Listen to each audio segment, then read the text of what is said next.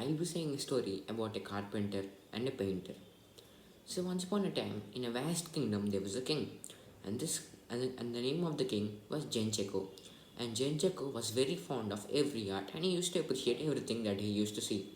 And he also knew about two fine artists in his kingdom who are not only famous for their arts only in his kingdom, but they were famous all over the world. But the thing which is bad about both the artists is that both of them work in both of them have different professions, so they always discriminate each other's profession. For example, one is a carpenter and the other is a painter. So these two artists who are incredible in their own arts, they always discriminate the other arts. For so the artist always says, how could people be so fond of such wooden carvings which are only with one color and brown? But see, my art, you can see masterpieces because my art has different colors and it is always vibrant. Whereas the carpenter says, how could they even fall for colors?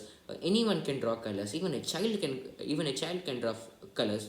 But for the art of carpenting and wood and for wood and for wood and for woodworking, you need lots of patience, you need lots of skill and you should also be extremely alert. Both of them used to discriminate each other in this manner. On one day, a big fair has been conducted in the kingdom, and both the artists, the painter and the carpenter, have come to display their products, and many people have been satisfied by their by their articrafts. While To the surprise of the painter and even the carpenter, the king entered the fair, and the king had appreciated both of the artists, the carpenter and the painter. The king first went to the carpenter, and then he said, "Wow, what exquisite wood making! I have never seen such good. I have never seen such good carpentry in my entire life. You are indeed excellent carpenter." And then he next went to the painter, and he also appreciated him in the same way. And he also promised both of them he also promised both of their arts a place in their kingdom. Um, and then the king told his soul and then the king told one of his guards to go near each of the artists and collect one of their articraft which they want to give to present in the royal court. So the king's soldier first went near the carpenter, and then he heard the carpenter speaking to his assistant, saying like this: "What, is the king mad or crazy? How could he be so fond of colors? My art is much better than that. How could the king be so mad?" And the soldier heard everything, and without saying anything, he just took the artifact from the carpenter, and then he returned to the king. He also did the same in the case of the painter, and even the painter had scolded the king in the same way. He also criticized the art of the carpenter. And then when all of this came to the knowledge of the king thought for some while. The king thought for some time, and he was starting to realize that both of these artists are discriminating each other's arts, because if these and which is not good, because if these two arts are mixed together, the result could be incredible as well.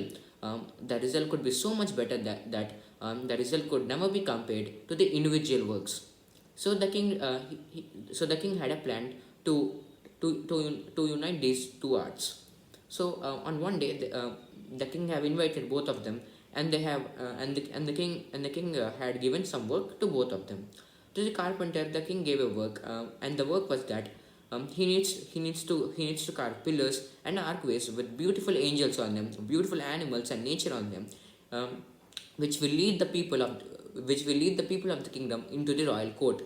And the work of the painter was that he need to paint the ceilings, the walls, and he also need to paint numerous paintings to be presented in the royal court.